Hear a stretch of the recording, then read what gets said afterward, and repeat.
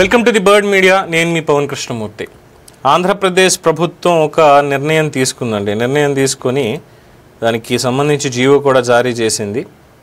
జారీ చేసినటువంటి జీవో ప్రకారం ఆంధ్రప్రదేశ్లో సోషల్ మీడియా పోస్టింగ్ల పేరు మీద జరుగుతున్నటువంటి దాంట్లో cabinet constitute a committee of group of minister and social media orders issued అని చెప్పి ఇచ్చారు. ఎవరెవరినంటే మొత్తం 5గురిని పెట్టారు. Human resources development, IT electronics అంటే Nara Lokesh, honourable minister of health and family Satyakumar, and honourable minister of food and civil supplies consumer affairs Nadendla Manohar, Honorable Minister of Housing INPR Kolsu Padasarthi, Honorable Home Affairs Dust Management మన వంగలపూడి అనిత గారు. So వీళ్ళ 5గురితోటి కలిపి ఒక sub కమిటీని ఏర్పాటు చేశారు. The group of ministers shall submit their recommendations to the government at any early date for taking a decision in this matter.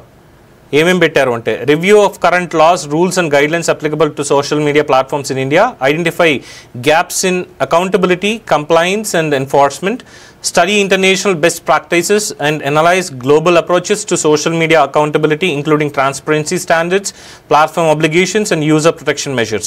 Recommended measures to ensure platforms are accountable for harmful content, misinformation, online abuse and threats to national security.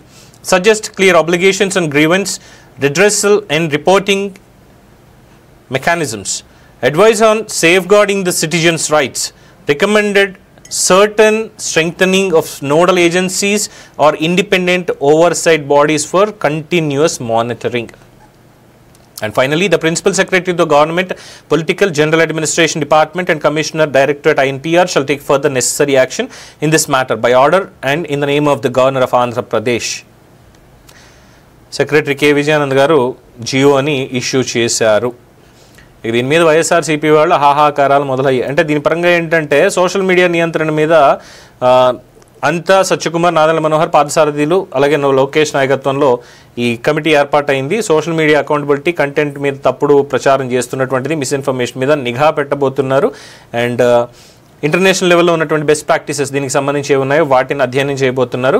తప్పుడు ప్రచారం, misinformation, national security ముప్పుల మీద చర్యలకి సిఫార్సులు, అవసరమైతే nodal ఏజెన్సీలు లేదా స్వతంత్ర పర్యవేక్షణ సంస్థలు ఏర్పాటు చేసే సిఫార్సు చేసే అధికారం కూడా ఉంటుంది.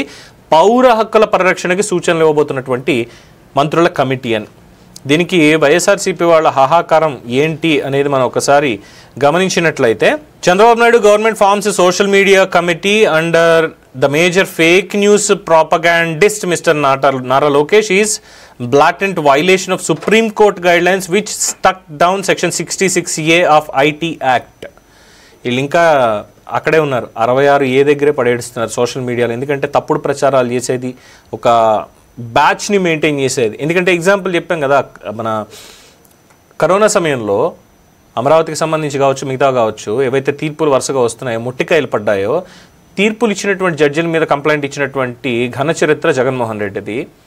వాళ్ళని అమనాభూతులు తిట్టినటువంటి ఘన చరిత్ర పిల్ల సైకోల్ది. వాళ్ళ మీద సిబిఐ ఎంక్వైరీ నడుస్తుంది. ఆఫ్ కోర్స్ పెద్దల ఆశీర్వాదాలతో కేసు తుంగలోకి తొక్కబడినది అన్నదానికి ప్రస్తుతానికి అయితే ఇంకా ఆధారం లేదు. బట్ స్లోగా ఉంది కాబట్టి, ఇంకా విచారణలు లేవు కాబట్టి దాన్ని పక్కన పెట్టారని అనుకోవాలి. అండ్ ఆ తర్వాత చూసినటువంటి సంఘటనలు అందరికీ తెలిసినటువంటివే.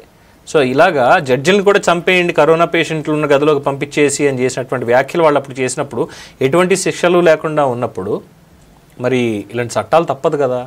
పైగా దీనికి అంటారు ఏంటి, fake news propagandist mister Nara Lokesh. Jaganmohan Reddy కంటే ఫేక్ న్యూస్ ప్రాపగాండిస్ట్ ఎవరైనా ఉన్నారా రాష్ట్రంలో? అసలు పార్టీకి సంబంధించిన ఫేక్ న్యూస్ ప్రాపగాండిస్టులు దాన్ని మించిన వాళ్ళు ఉన్నారు ఎవరన్నా? వీళ్ళకి ఆస్కర్ కాదు, యూనివర్సల్ అవార్డులు ఇవ్వాలి ఏకంగా. మచ్చుకి కొన్ని చెప్పుకుందాం. 33 మంది కమ్మ డిఎస్పీలు 2014-19లో చంద్రబాబు తన వర్గం వారికి గవర్నర్ బంగ్లా ముందు గేటు దగ్గరికి వెళ్ళి అక్కడ నానా ఏడుపులు ఏడ్చారు. అయ్యింది. ఒకళ్ళు మాత పోటు నగలు, శ్రీవారి పింక్ డైమండ్. మొన్న మైసూర్ మహారాజా ప్యాలెస్ వారు ఇచ్చారు ఎక్స్ప్లెనేషన్. తిరుపతి ఆర్కైవ్స్ ఏవైతే ఉన్నాయో ఆర్కియాలజికల్ డిపార్ట్మెంట్ వాళ్ళు ఆర్కైవ్స్ తీసి ఆ రోజు ఇచ్చింది పింక్ డైమండ్ కాదు, కెంపులు ఇచ్చారు అని చెప్పి ఆ రోజు ఇచ్చారు. ఆ కెంపుదే పగిలిందని అనిల్ కుమార్ సింఘాల్ గారు ఆ రోజు చూపించినటువంటి అంశం. అది ఎందుకు పగిలింది ఏంటని మనకు తెలియదు. ఇవి కాకుండా ఇంకెన్నున్నాయండి వరుసగా? నారాసుర రక్త చరిత్ర, పోలవరం ఏటీఎం, చిన్నబాబు చిరుతిళ్ళు, శేఖర్ రెడ్డి, లోకేష్ బినామీ, ఇవన్నీ ప్రాపగాండిస్టులు చేసే పని కాదా? వివేకానంద రెడ్డి హత్యకు సంబంధించి. మరి ఎవరు ఇప్పుడు ప్రాపగాండిస్టులు అనాలి వీళ్ళని? సో దీని మీద వీళ్ళ ఆహాకారాలు. Purpose to muzzle dissent, silence activists and hide their incompetence, corruption and failures. Unconstitutional, undemocratic. మొత్తం అందరినీ కూడా ఇండియన్ నేషనల్ లెవెల్లో ఉన్నటువంటి మీడియా ఛానల్స్, పేపర్లు వీళ్ళందరినీ ట్యాగ్ చేసి సోషల్ మీడియా అకౌంట్లో వేసేశారు. వాళ్ళ ఏడుపు. మీడియాని కట్టడి చేయడానికి సోషల్ మీడియాలో కేసులు పెట్టినటువంటి ఘనత 2014, 2019, 2024 మధ్య కాలంలో GO number 2630 if I'm not wrong. GO number 1కి కంటిన్యూషన్. జీవో నెంబర్ 1 ఇచ్చినటువంటిది ఆనాడు జగన్మోహన్ రెడ్డి, రాజశేఖర్ రెడ్డి.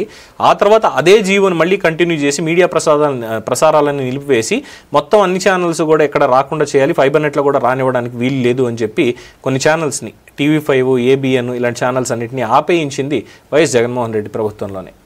మరి వీళ్ళు ఇప్పుడు వచ్చి ప్రాపగాండిస్ట్ అని లోకేష్ అంటున్నారు. ఎవరు ప్రాపగాండిస్ట్ ఇక్కడ? మీరే చెప్పండి. దీని మీద మీ అభిప్రాయాన్ని, సోషల్ మీడియా పోలీసింగ్ అనేటువంటి దాని మీద ఇది ఫలితాలు ఇస్తుందా లేదా, వీళ్ళు చేస్తున్నటువంటి ఈ సబ్ కమిటీ ఫలితాలు సాధిస్తుందా లేదా, ఏం చెయ్యొచ్చు సోషల్ మీడియాలో కట్టడి చేయాలంటే? నేను మొన్న చెప్పాను, నా సూచన ఒకటి ఏంటంటే ఓటర్ కార్డుకి సోషల్ మీడియా అకౌంట్కి లింక్ పెట్టాల్సిందే. అంటే ఒక వ్యక్తికి ఒక సోషల్ మీడియా అకౌంటే ఉండాలి. ఒక వ్యక్తికి ఒక సోషల్ మీడియా అకౌంట్, అది ఇన్స్టాగ్రామ్ కానివ్వండి, ఇంకోటి కానివ్వండి. ఇప్పుడు ఫోన్ నెంబర్లు తీసుకుంటున్నాం, వాట్సాప్ బిజినెస్, వాట్సాప్ లేదంటే క్లోన్ వాట్సాప్ ఇలా పెట్టుకుంటున్నారు. అలాగే ఫేస్బుక్లో నా పేరు రాము, రాము నా పేరు, పేరే రాము, రామే పేరు అని చెప్పి ఒకటే 4 అకౌంట్లు మెయింటైన్ చేస్తాడు. ఈ రకంగా వీటిలోంచి తప్పుడు ప్రచారాలు ఎవరిది ఏంటనే తెలియదు. IP అడ్రస్లు వాడకుండా ఆనియన్ బ్రౌజర్స్ అని లేదంటే డార్క్ వెబ్ బ్రౌజర్స్ అని కొన్ని వాడుతూ దొరకకుండా వీళ్ళు చేస్తున్నటువంటి పని. VPN అడ్రస్ అని ఉంటుంది, దాన్ని చేంజ్ చేసి. సో ఇలాంటివన్నీ మాల్ ప్రాక్టీసెస్ ఏవైతే ఉన్నాయో వీటిని కంట్రోల్ చేసి తప్పుడు వార్తల్ని ప్రచారంలోకి వెళ్ళనివ్వకుండా వాస్తవాలని మాత్రమే, సద్విమర్శల్ని మాత్రమే ప్రజల్లోకి వెళ్ళేలా చేసే విధంగా కట్టడి చేయడంలో తప్పే ఉంది.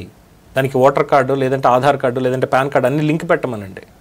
డెఫినెట్గా ఒకటే, సమాచార భద్రత అనేది గోప్యంగా ఉంటుంది, దానివల్ల ఎటువంటి ఇబ్బంది ఉండదు. కానీ ఇలాంటి తప్పులు చేసే వాళ్ళని మాత్రం ఖచ్చితంగా సమాజంలో నిలబెడతాము అన్నటువంటి ఒక పాయింట్ని బేస్ చేసుకోవాలి. ఇది నా సలహా. మీరేమంటారు? మీ అభిప్రాయాన్ని కామెంట్స్ రూపంలో తెలియజేయండి. చూస్తూనే ఉండండి ది బర్డ్ మీడియా. ఈ వీడియో కనుక మీకు నచ్చినట్టయితే లైక్ చేయండి, షేర్ చేయండి, సబ్స్క్రైబ్ చేయండి. అలాగే పక్కనే ఉన్న బెల్ ఐకాన్ని క్లిక్ చేయండి.